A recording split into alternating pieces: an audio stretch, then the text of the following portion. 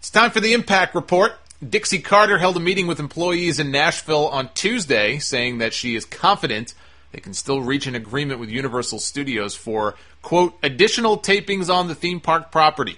Those are the words PW Insider used. On the property. In the parking lot, perhaps? I don't know. I'm sure they were confident they could re-sign AJ Styles to a new contract also, and that didn't happen. So forgive me for my lack of faith in this company. For their sake, I hope it happens. Now, another story, some good news that TNA broke earlier in the week is that they had come to terms with Challenge TV in Great Britain on a new multi-year deal to keep all of their programming free in the UK and Ireland. Sounds great, right? Good news.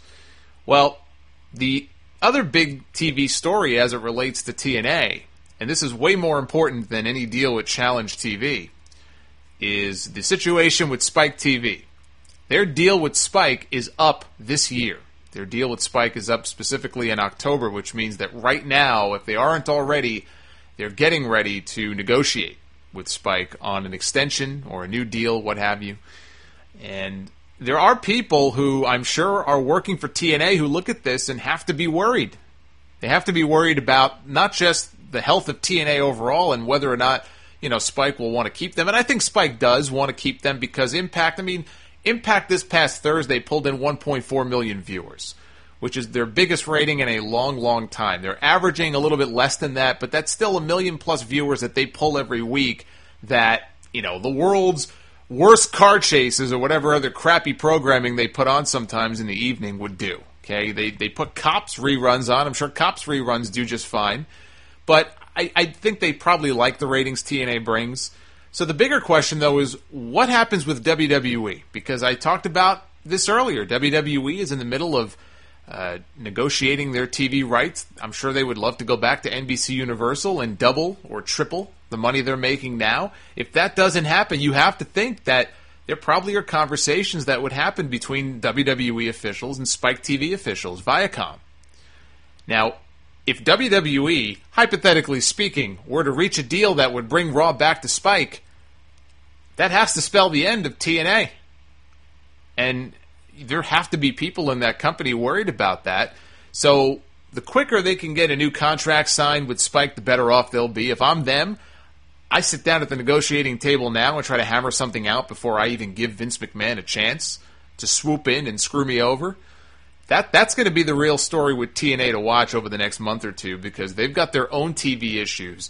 And WWE could very easily swoop in and change the face of wrestling again the way they did back in 2001 when they bought out WCW. And I don't think that would be a good thing for wrestling because people rag on TNA all the time. The people who just blindly hate TNA for no reason. And if you watched Impact this week, it's understandable that you would feel that way. But I don't know why anybody would want TNA to fail. There always should be, at the very least, a number 2. Even if they are a distant number 2, there always should be a number 2 and a number 3. And that's kind of what TNA and Ring of Honor are. Why would you want that to no longer be the case? Why would you want to take that away? Why would you only want there to be one game in town? I don't understand the logic behind that.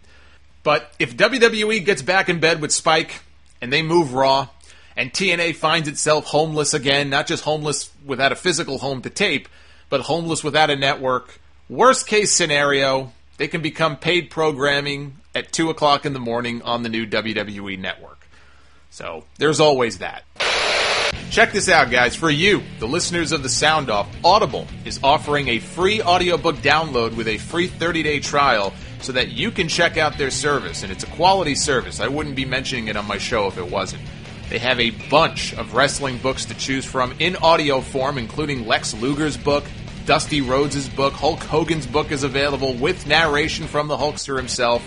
There's even one that chronicles the rise of the late Junkyard Dog in Mid-South, which sounds really interesting. You can choose any one of those free by trying Audible.com. If you commute to work, or if you like listening to things other than music at the gym, I know a lot of people listen to this podcast that way. It seems to me an audiobook would absolutely make sense. To get one, make sure you go to audibletrial.com/Solomonster. It's another way to show your support for the Sound Off, and you get something free in return. You can't beat that. Again, that's audibletrial.com/Solomonster.